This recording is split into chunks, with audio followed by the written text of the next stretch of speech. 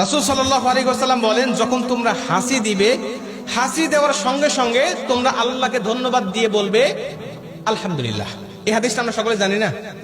যারা মাদ্রাসায় কোনোদিন পড়ে নাই তারাও কিন্তু এই হাদিসটা জানে। কথা কোন ঠিক কিনা? কারণ হাসি দিলেই আলহামদুলিল্লাহ বলতে হয়। 2013 সালে মাইকেল বেনিংটার উনি বলছেন, আমি সর্বপ্রথম এই হাদিসটা নিয়ে গবেষণা শুরু করি। আচ্ছা, হাসি দেওয়ার পরে তার রবকে কেন ধন্যবাদ দিতে হয়? মুসলমানরা কেন তার রবকে ধন্যবাদ দেয়? আমরা চিন্তা করতে লাগলাম, গবেষণা করতে লাগলাম। মুসলমানদের নবী তো মন গড়া কথা বলে না, দেখি না এখানে কোনো মন গড়া তথ্য আছে কিনা। আমি তখন এই হাদিসটা নিয়ে গবেষণা শুরু করলাম। আমি লক্ষ্য করে তাকিয়ে 2 বছর পর্যন্ত হাসি নিয়ে পরীক্ষা করি, হাদিস নিয়ে পরীক্ষা করি, বিভিন্ন কিছু ওলট পালট করে গবেষণা করার পরে আমার সামনে একটা রেজাল্ট দাঁড়ায় গেল।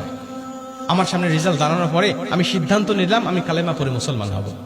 তখন আমি বন্ধু বান্ধবীদেরকে জিজ্ঞাসা করলাম, বন্ধু আমি মুসলমান হতে চাই, তুমি আমাকে সহযোগিতা করো, কিভাবে মুসলমান হতে পারি? তখন উনি আমাকে ডাক দিয়ে বলছেন, দেখো তুমি যদি মুসলমান হতে চাও তাহলে তোমাকে সর্বপ্রথম বলবো মুসলমান হলো জঙ্গি ধর্ম। মুসলমান হলো জঙ্গি ধর্ম, এরা সঠিক নয়, এরা দুনিয়ার জমিনে বিভিন্ন বিশৃঙ্খলা করে বেড়ায়, অতএব এই ধর্ম তুমি গ্রহণ করবে না।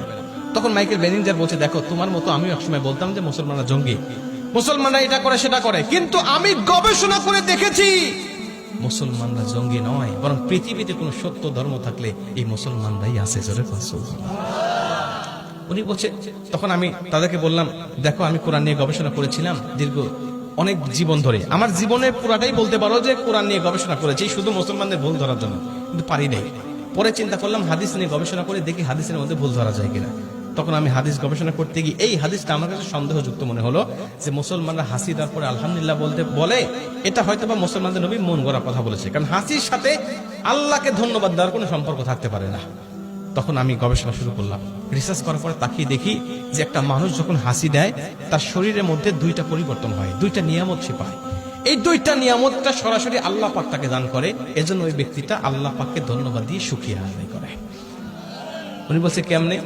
আমি প্রথমে তাকিয়ে দেখি যে মানুষ যখন হাসি দেয়, হাসি দেওয়ার সঙ্গে সঙ্গে তার হৃৎপিণ্ডটা 2 ন্যানোসেকেন্ড, 1 সেকেন্ডেরও অনেক কম সময়, 2 ন্যানোসেকেন্ড, এই ন্যানোসেকেন্ড 2 ন্যানোসেকেন্ডের মধ্যে তার হৃৎপিণ্ডটা একেবারে ব্লক হয়ে যায়, বন্ধ হয়ে যায়।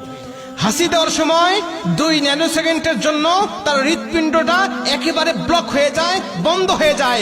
ওই ব্যক্তিকে যদি আল্লাহ পাক আবার পুনরায় এই হৃৎপিণ্ডটা চালু না করে দেয়, তাহলে প্রতিটা মানুষ হাসি দেওয়ার পরে দুনিয়া থেকে বিদায় নিয়ে চলে যাবে, প্রতিটা মানুষ মারা যাবে। কিন্তু আমার আল্লাহ পাক এই হাসি দেওয়ার সময় তার হৃৎপিণ্ডটা শুধু চালু করে দেয় তা নয়, ওর পুনরায় শক্তি সম্পন্ন করে, আবার পুনরায় শক্তি সঞ্চয় করে, ওর অঙ্গ প্রত্যঙ্গগুলো আবারও তরতাজা করে আমার আল্লাহ পাক তার শরীরের মধ্যে আবারও ফিটিং করে দেয়। তার মানে